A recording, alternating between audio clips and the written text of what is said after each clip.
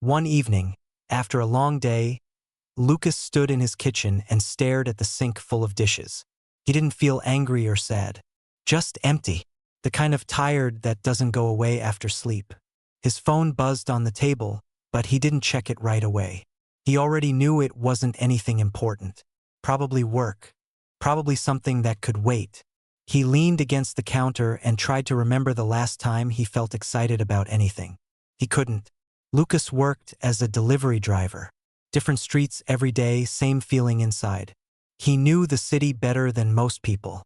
Every shortcut, every quiet road, every place where traffic always stopped. But knowing the city didn't make him feel like he belonged to it.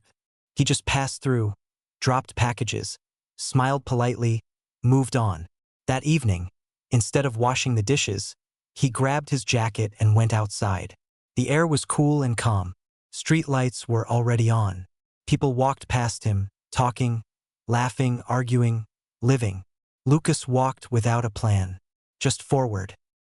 He stopped near a small park he hadn't noticed before, even though he had driven past it many times. There were only a few benches and a couple of trees. Nothing special. But one bench was occupied. An older man sat there, feeding birds small pieces of bread. The birds jumped and fought for crumbs like it was the most important thing in the world. Lucas slowed down, then sat on the other end of the bench. He didn't know why.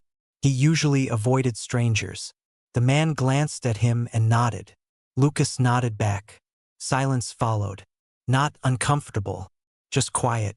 After a moment, the man said, "Funny how they fight over something so small." Lucas watched the birds. "I guess it's all they have right now," he answered. The man smiled. "That's true." They sat there for a while. The man talked about how he used to come to the park with his wife. She loved feeding birds.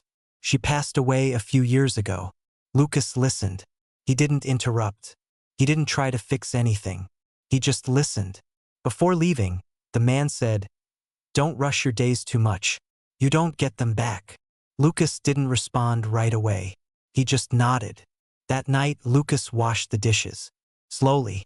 Not because he suddenly loved chores, but because he wasn't in a hurry anymore. The next day at work, something small changed. He noticed things. A woman smiling when she opened her door. A kid excited about a package.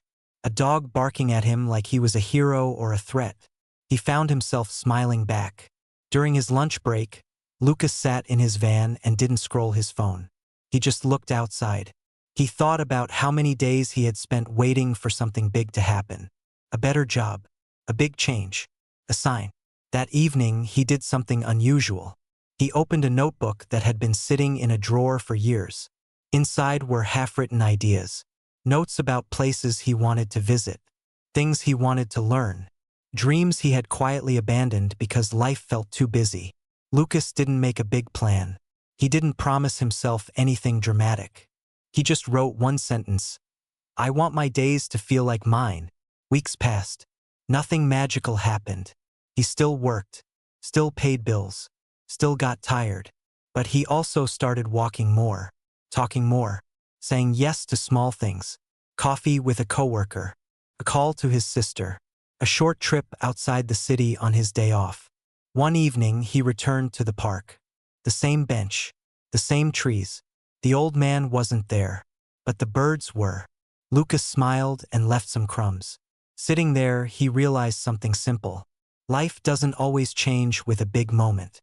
Sometimes it changes quietly, when you finally slow down enough to notice that you're still here, still breathing, still able to choose how you spend today. Lucas stood up and walked home. The sink would probably be full again tomorrow. Work would still be waiting. But for the first time in a long while, that didn't feel heavy. Felt normal. And normal felt good.